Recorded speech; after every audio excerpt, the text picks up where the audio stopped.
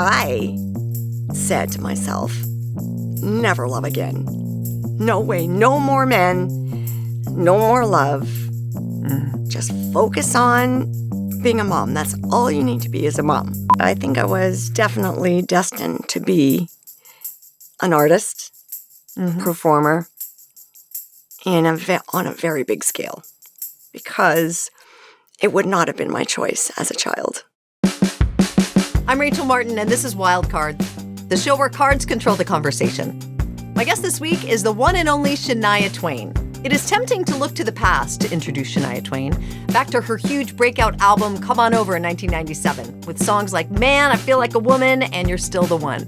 That album turned her into one of country music's biggest stars. But looking back just doesn't feel right for an artist who, to me, has been defined by her ability to overcome all kinds of loss and keep moving forward on her own terms. Her new album is called Little Miss Twain, and I am so very happy to welcome Shania Twain to Wildcard. Hello! This is fun. Let's play. First round is memories, Shania. I'm going to hold up 3 cards. You pick randomly. Okay? 1, 2, or 3. We'll go with 2. 2. What was a moment when you felt proud of yourself as a kid? I would say that when I learned how to drive. Really? Yep. Because I worked with my dad, and I was his little helper, and I learned how to drive the back roads at 10 years old. And did he have a logging business? No. Tree planting. Tree planting. The other way way around. around. Tree adjacent. That's right. Tree planting. The better version of planting the trees. We were planting the trees. I was very proud of myself to be able to manage to drive. Yeah, and it's a powerful machine. It's a lot of responsibility. Right. And you're working, you're helping out, you're contributing, you feel grown up.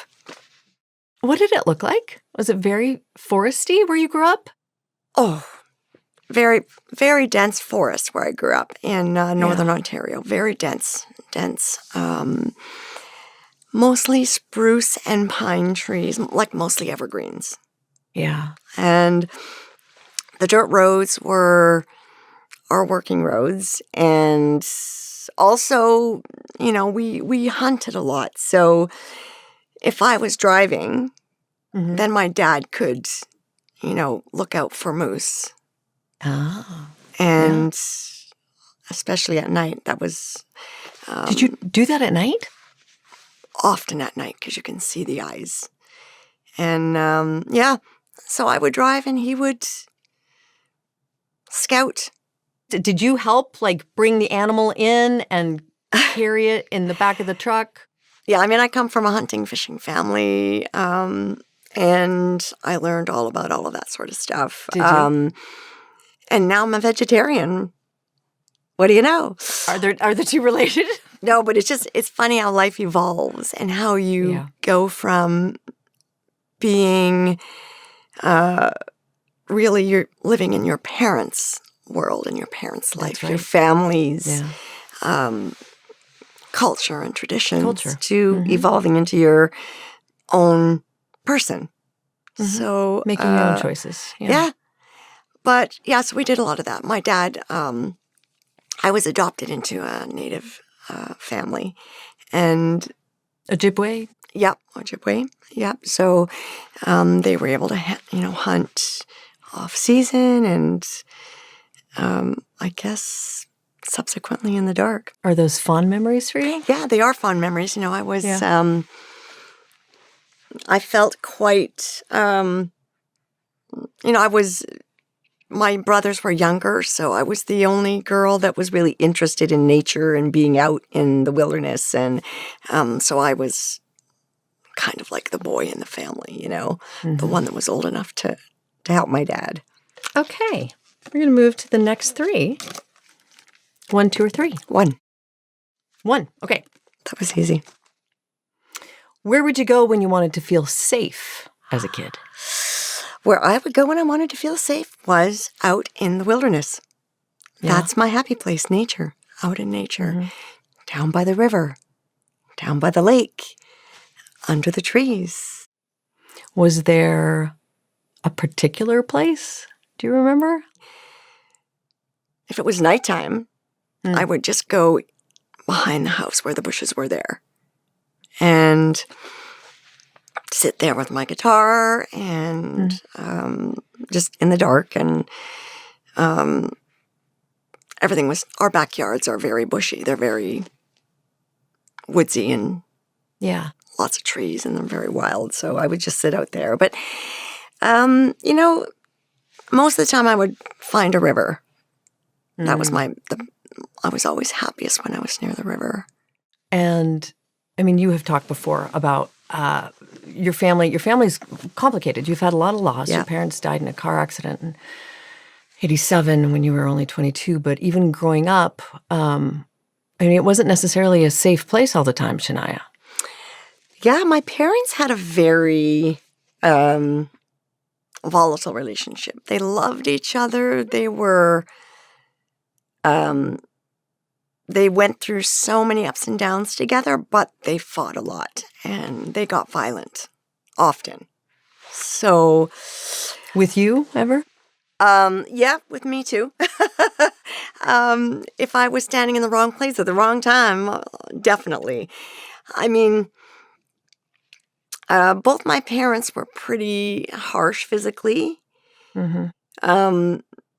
And yeah, we definitely got smacked around a lot and kicked around sometimes, literally kicked around. But they hurt each other the most. It was very violent. So my mom, you know, she would lose clumps of hair. She was bruised often in the face. And yeah, it was pretty bad sometimes. I mean, our house would shake. Those walls would shake. Mind you, they weren't built very strongly either. Yeah. But it's very traumatic. It gets loud and scary, and it's, you know, like a really bad thunderstorm.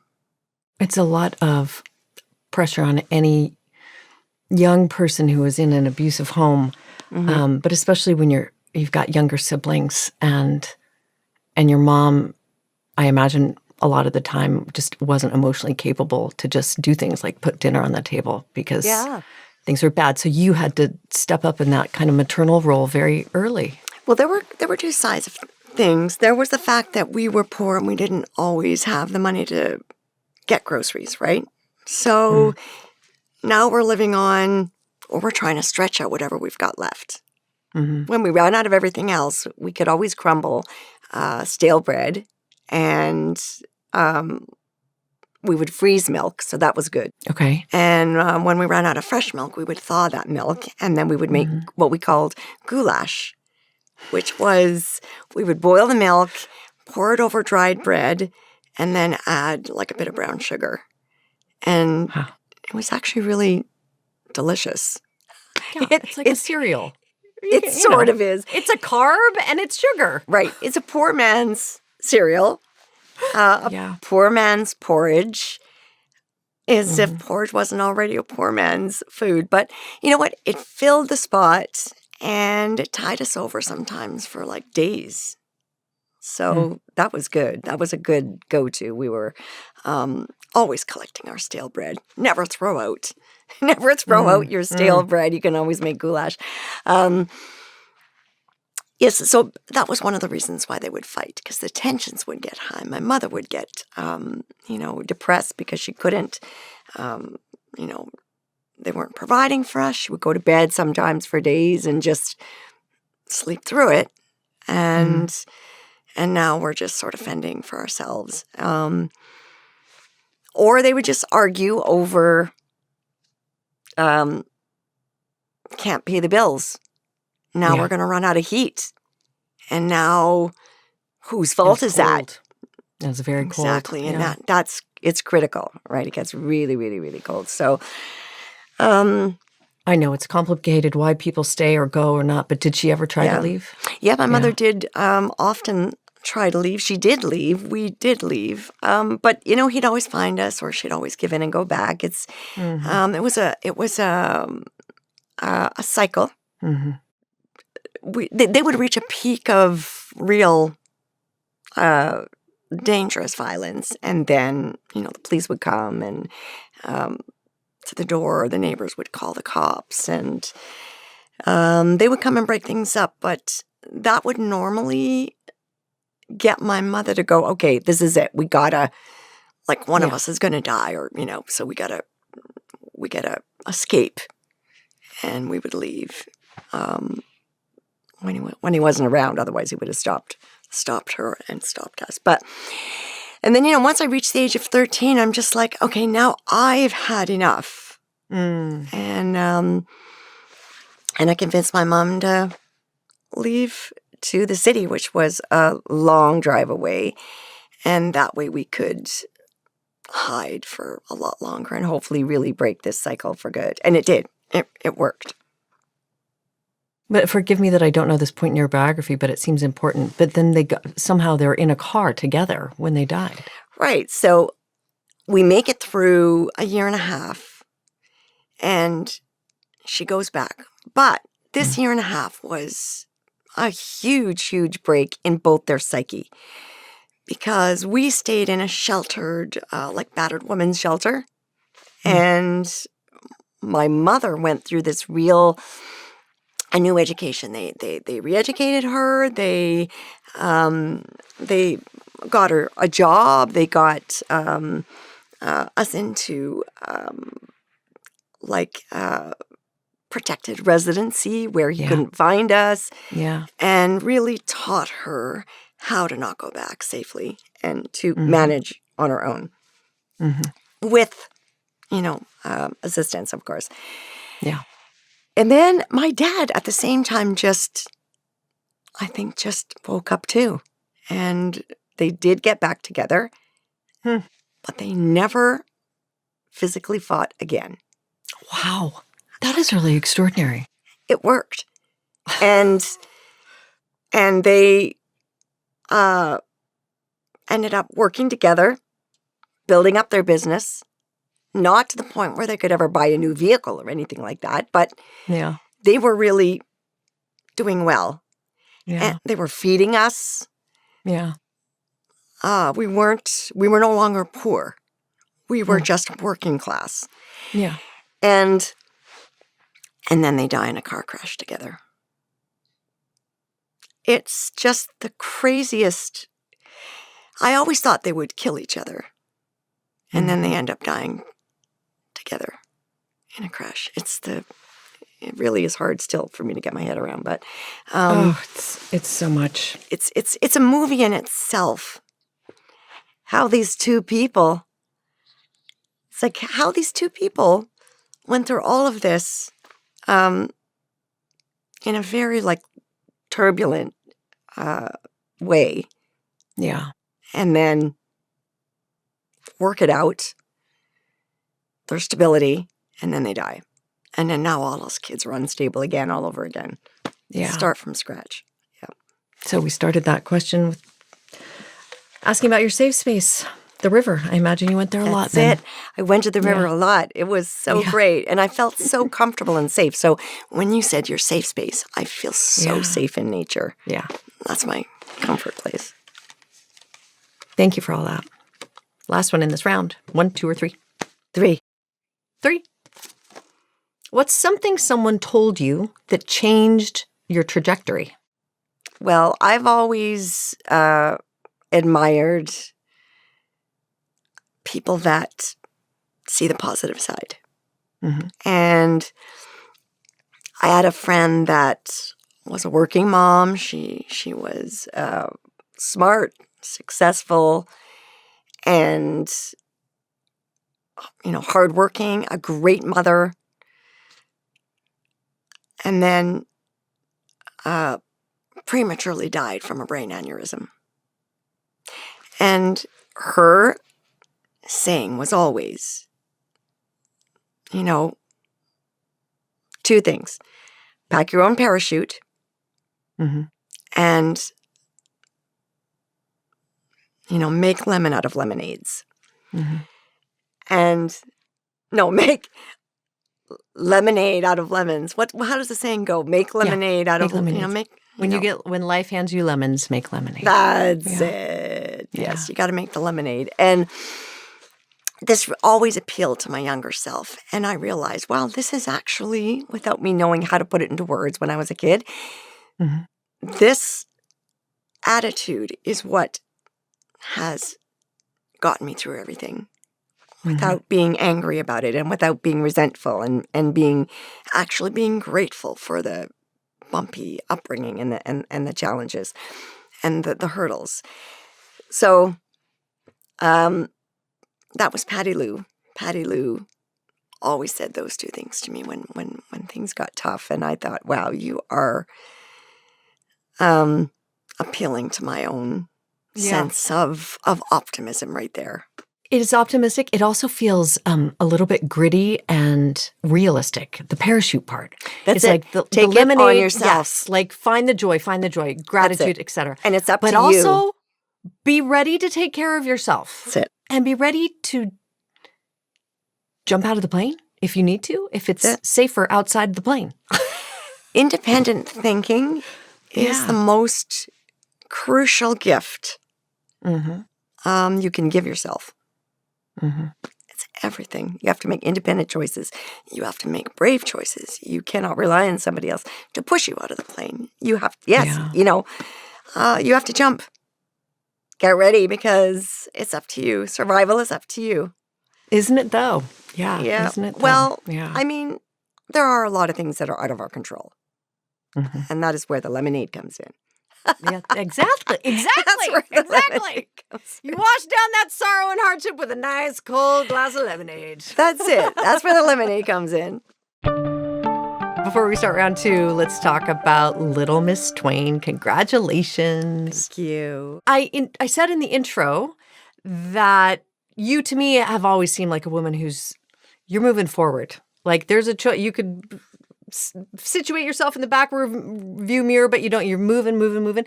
This album, you're intentionally looking backwards. Is that just kind of where you're situated in your life right now, that you feel maybe things are at a point where it's safe and happy and joyful to look back? I'm just at a point now where there's 2 reasons why I've written this album, Little Miss Twain. Little Miss Twain is a reflection on the person I still am, but where she started to get to where I am now. And I was 8 years old when I started on the stage.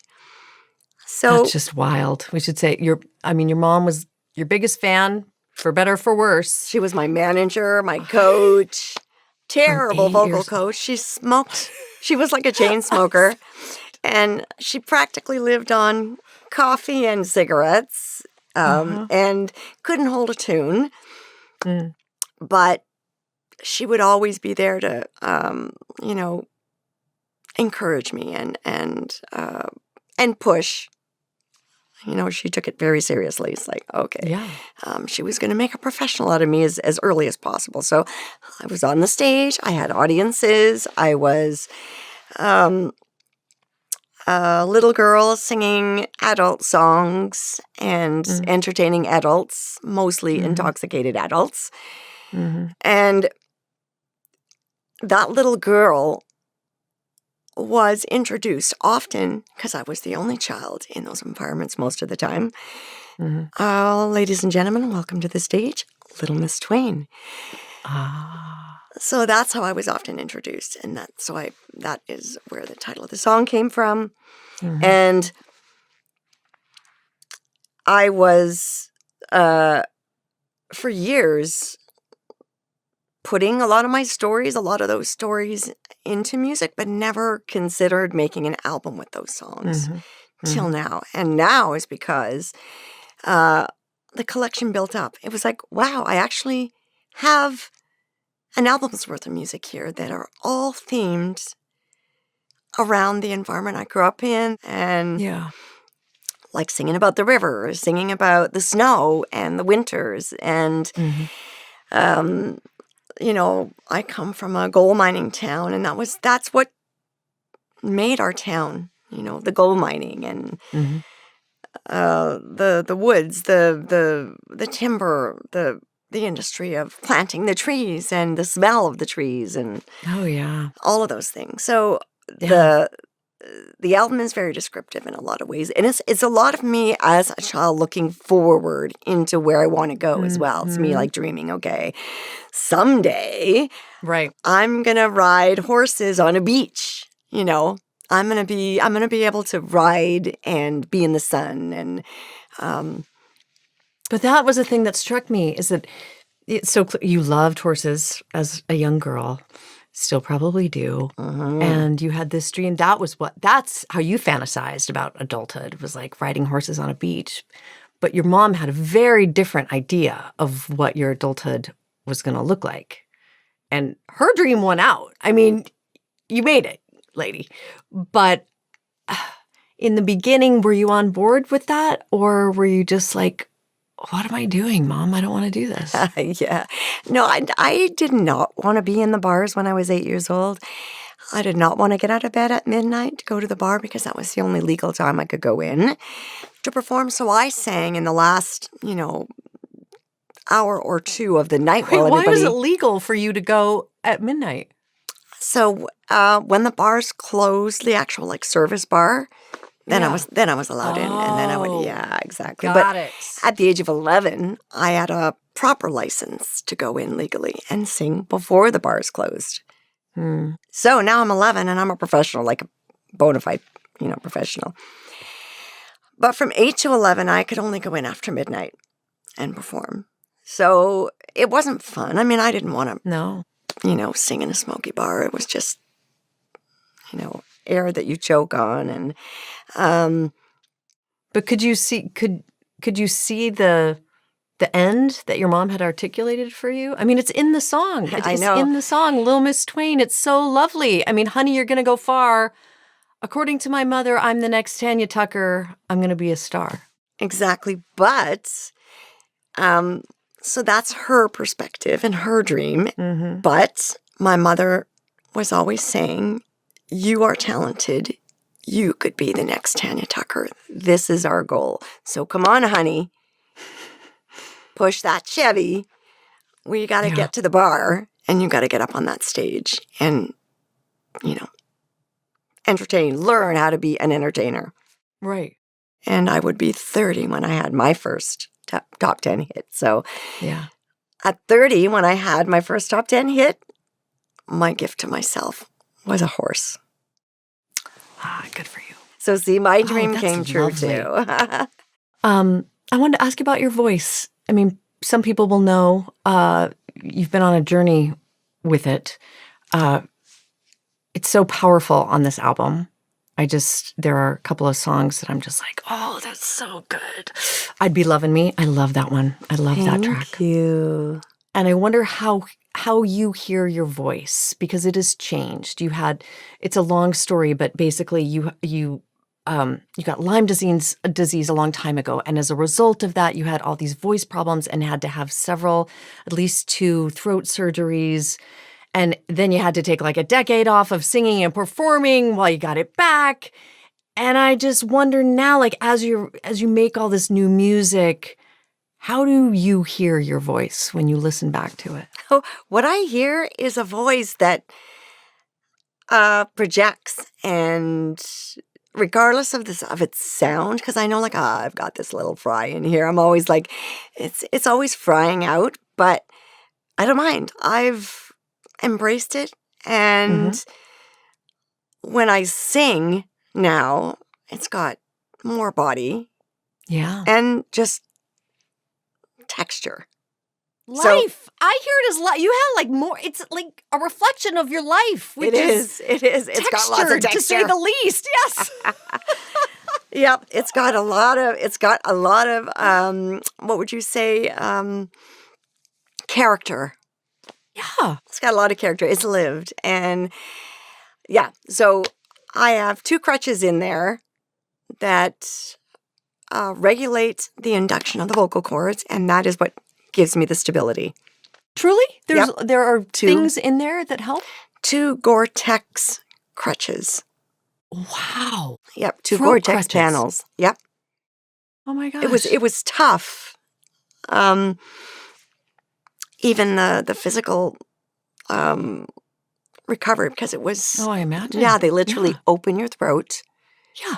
And they It's intense. push over your larynx. And then they insert one, and then they do the other one. And then while you're open throat, and you have to be awake.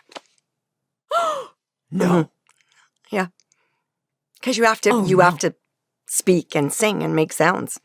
Oh my God, that is crazy. I know, it's crazy, but it's like,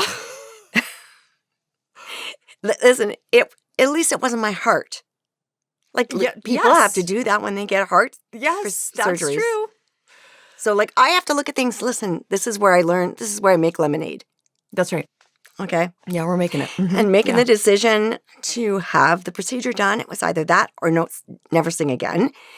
That was the parachute. Totally. That was the jump. Next round is Insights. Shania, 3 new cards. 1, 2, or 3. What are you feeling? 1. What has age taught you about love? Oh, well, it's taught me a lot about myself. Say Because more. I actually look in the mirror now all the time. So it's like the more I age, the more I just look in the mirror. Because I just got so tired, even in my youth, of like avoiding the mirror, avoiding looking at myself. And I mean, when I was younger, I had a killer body. I had great skin, the perfect shape. I had it all. It was all great. Yeah. It was something to You want did. that I should have been able to look at. I mean, you sort of do now, But if I'm being honest. well, now I look at myself and go, you look great. Even if you're older, you look older. Mm-hmm. Like, don't kid yourself. You look older. Your skin is sagging. You've got little bumps and lumps and dents and shadows, but it's only going to get worse. So enjoy it right now for the way it looks right now, and then evolve with it. I mean, it's like if I would have done that all along, I wouldn't have been so shocked the day I opened my eyes and went, oh my gosh, what happened to my body? Like it's all falling apart. I think just with age I've learned, grow with yourself, be honest with yourself, be transparent, and face yourself so you don't get shocked. So I hear you. The question was, what has age taught you about love? It sounds like your answer to that, I don't want to put words in your mouth, but it's about loving yourself. Love yourself the way you are. Mm-hmm. And then leave the rest to fashion and makeup and all of that is, the rest is all, that's the fun part. Mm-hmm. But the love, you have to love yourself naked. Next 3. 3. 1, 2, or 3. Oh, 3. You got it. You know. Shania Twain, are you good at releasing control? I'm very good at releasing control. I love delegating. Yep. I love to delegate. Now, I like to set my boundaries of what's my zone, like the kitchen. Okay. I go, okay, nobody comes past this point or this point. Mm-hmm. This is my little work zone, Mm-hmm. and this is the part I'm going to do. And everybody else can contribute. We can all play together. We can all cook together. And I'm not going to helicopter over how you chop the onions, and I'm not going to micromanage the way you peel the potatoes. Mm-hmm. But there's a zone and there's a part that I've got to do myself. What in the songwriting, in the crux of your work as a creative person, what is your zone that you're like, this is mine. I will take your opinion and your contributions all over here, but right here is me. Like, what is your kitchen? For me, as a songwriter especially, or in any creative element, I already have a vision when I walk into something. Mm-hmm. And whether it's melody, lyrics, just the direction of something. Otherwise, let's let's be a team and work from there.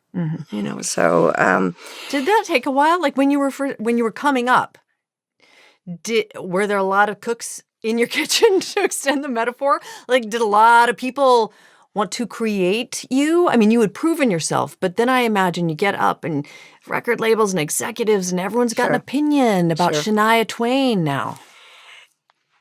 I got signed in my late 20s. So as I was a kid on stage from the age of 8 years old and writing all those years, I was pretty established in my skills as a writer and as a performer. So it didn't take long. It was really the very first album, Shania Twain. I didn't impose my own vision too much. I already understood with that maturity that in my late 20s that, okay, you're new in town. You got to be smart about this. You can't just get kicked out of town by being a control freak, right? But as soon as I'd made that first video, that was my own. I was right in that first video, and I was co-directing that video, and I styled it myself. And the label's like, okay, here's more control. And before I knew it, I was picking my own team.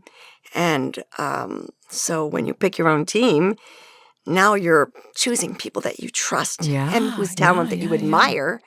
Yeah. And now you're good to delegate because you've chosen them for what they do. Last one in this round. 1, 2, or 3? 1. What was a disappointing experience that now feels like a blessing? Okay. A disappointing experience was the letdown in my marriage. And the blessing was my new husband, my new love. And just... Oh, yeah. That's a big one. Yeah, because I went from... The reason it's a blessing more than anything, and it's not, not to... the men were important in those roles of this lesson and this blessing. But more importantly, I said to myself, never love again. No way. No more men. No more love. Just focus on being a mom. That's all you need to be as a mom. And allowing myself to go from allowing myself the prerogative to change my heart and my mind and recognize that there was an opportunity for love that if I was an idiot, I would ignore by being stubborn. We have to give some context to people who don't know the story.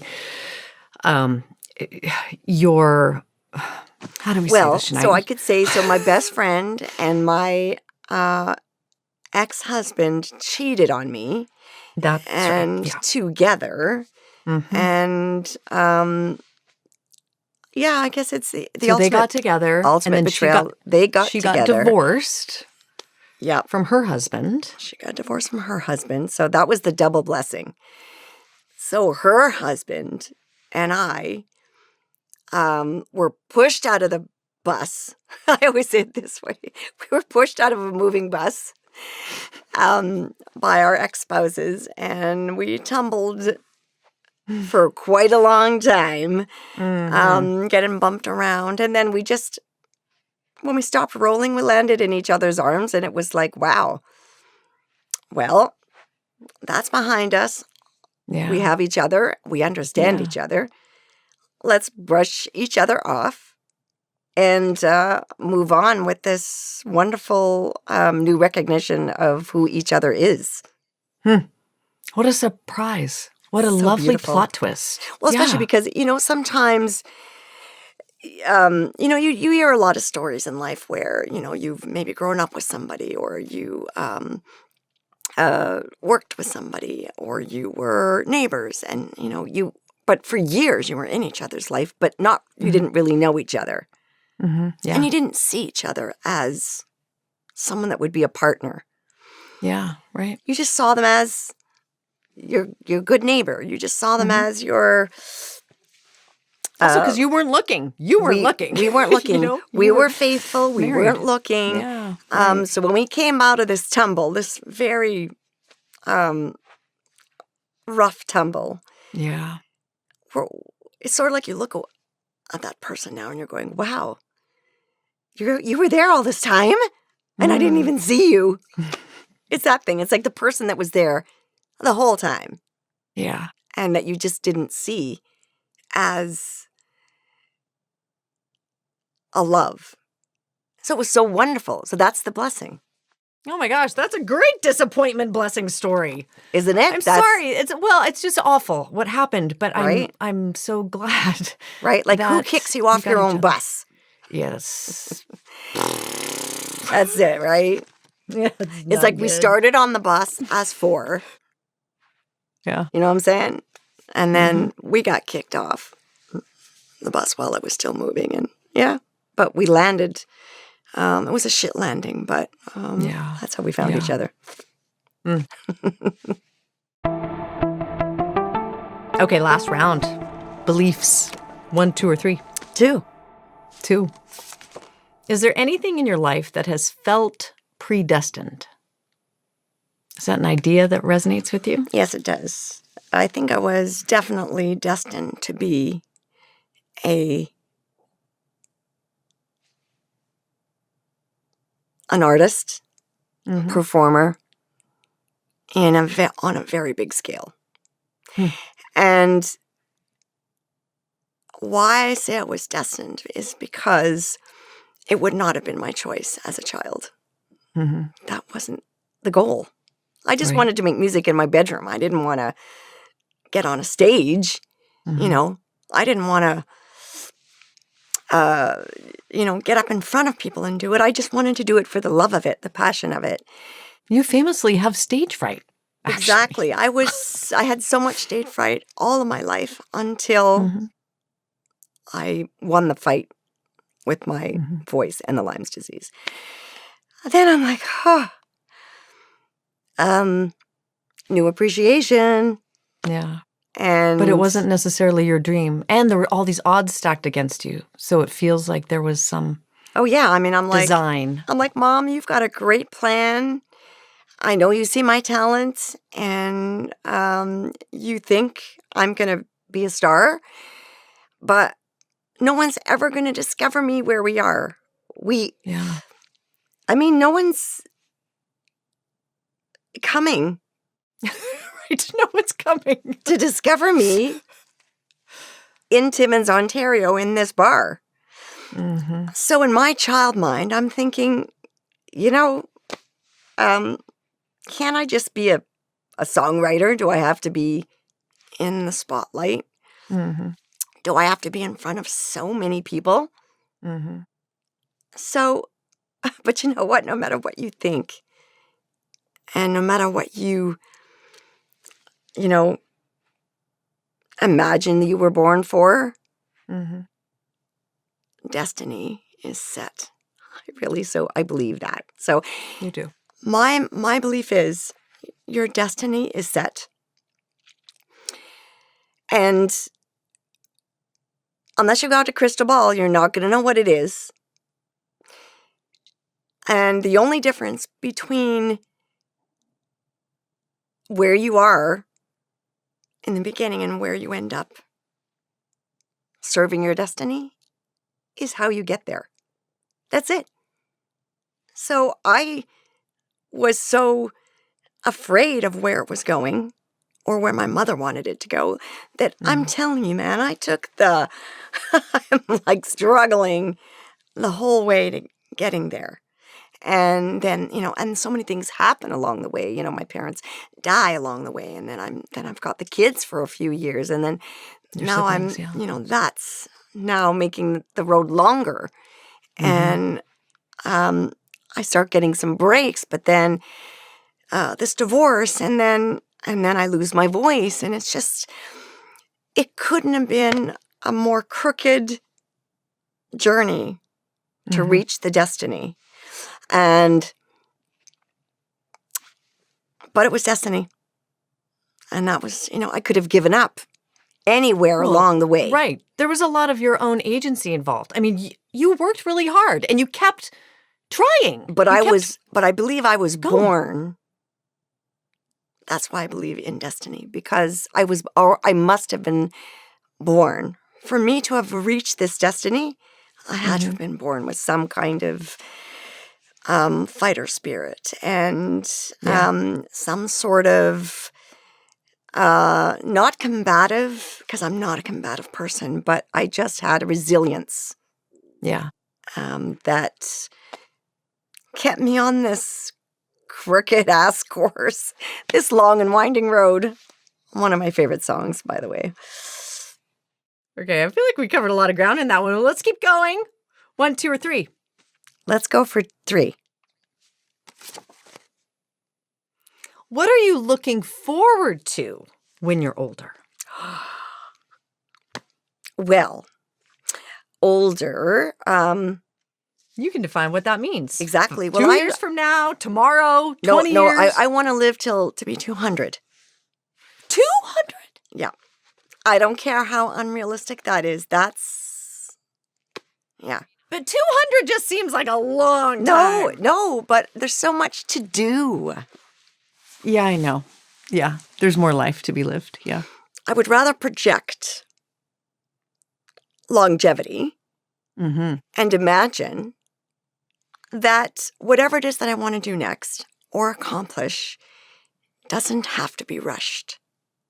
So if I only think, I'm only going to live to be 80, if that's my projection, right? Well, then I better hurry friggin' up. Yeah.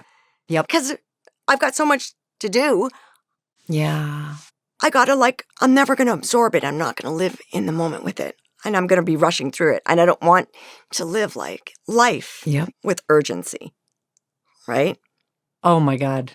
I hear you so much on that. Yeah. So I want to do whatever it is I want to do. I want to do it with quality. I want to absorb it. I want to enjoy it. I want to make so much more music, different kinds of music. I want to ride more horses and, there's so many things to do. I want to design. I love design. And I can't do all of it in just 20 years. You need 200 years. Exactly. I love it. I'm all for it. Let's meet again. Exactly. 100 years from now. Right? You got to use your imagination. This is what I do for a living. This is what I've done since I was a small child. My imagination is my medicine. It's my escape. It's my joy. It's my mood. It's my energy. Mm-hmm. So, in my imagination, I'm going to live to be 200 and I'm going to achieve all these incredible things. Last question. 1, 2, or 3? 1. Okay, this is interesting. We've sort of touched on this, but I'm going to ask it because that's what's on the card. Do you think people can actually change? I think people can change, yes. Absolutely. My parents, they changed. They went from beating the crap out of each other to near death. Mm-hmm. And there was a, reshaping of their mindsets. And then they never beat each other again. That's change. Yeah, for sure. I went to being afraid to leave the house, to leave the kids alone with my parents sometimes, to finally being able to move out of the house and get on with my life. Mm-hmm. Not for long, because then they died, and then but yeah. When people who've hurt you change, does it make it easier to forgive? Yes, when people change or they show the ability and the promise to change, it is so much easier to The heart wants to, and the heart doesn't want to be angry. The heart is miserable, angry. It wants to, so it gravitates to positive change. And mine, I definitely do. Yeah. I'm not a pushover by any means, but I like to believe in the good in people. And I'd rather be vulnerable a little bit than, I'd rather have a malleable heart than, live defensively all the time. Yep. Which is the tendency when you get hurt. Yeah, to be cautious. Yeah. But it's so much easier to let go. It just feels so much better when you can let go. It's not always easy, but it's the better choice. We end the show the same way every time, with a trip in our memory time machine. So in the time machine, you pick one moment from your past to revisit. It's not a moment you want to change anything about. It's just a moment you'd like to linger in a little longer. Which moment do you choose? Pregnancy. I loved being pregnant. The whole thing? The whole 9 months? I loved it from beginning to end. Do you remember a moment of being pregnant? Of maybe trying on a dress or feeling your baby, or some moment when you felt really good that you'd like to linger in that moment? You mean like a singular, like isolated moment? Yeah. I remember I was in Milan, and I was just walking down the street, shopping for baby things, enjoying all of that. And that day, and I must have been about 7 months pregnant, I got so many compliments by all of these Italians about how beautiful of a pregnant woman I was. I'm thinking, I love this. I love being pregnant. It was awesome. I was worried about getting the waddle walk, My sister was always like, oh, you're going to walk like a penguin. You just wait. Never happened. You felt good. Felt good, felt strong, and I enjoyed it. Yeah. I mean, the Italians know when they see something beautiful. And when they the Italians see, Right okay, I never thought I'd be complimented for these curves. And then you had a baby boy. And I had a baby boy. Yeah. The only downer about that was once I knew I was having a boy, now the shopping was, boy clothes. How many cute pairs of Totally. Infant I know. denim jumpsuits. I know, man. I'm the mother of 2 boys. I know. They're just not cute. So all the really frilly fancy stuff was out. But that's okay. I had a lot of fun. Shania Twain, her newest album is called Little Miss Twain. Shania Twain, my God, this was just so exciting for me. Thank you for doing it. Thank you. It was fun. If you like this episode, and I hope you did, you can drop us a comment and let us know. We love hearing from you, truly. You can also like the video and subscribe to the channel to get more from Wildcard.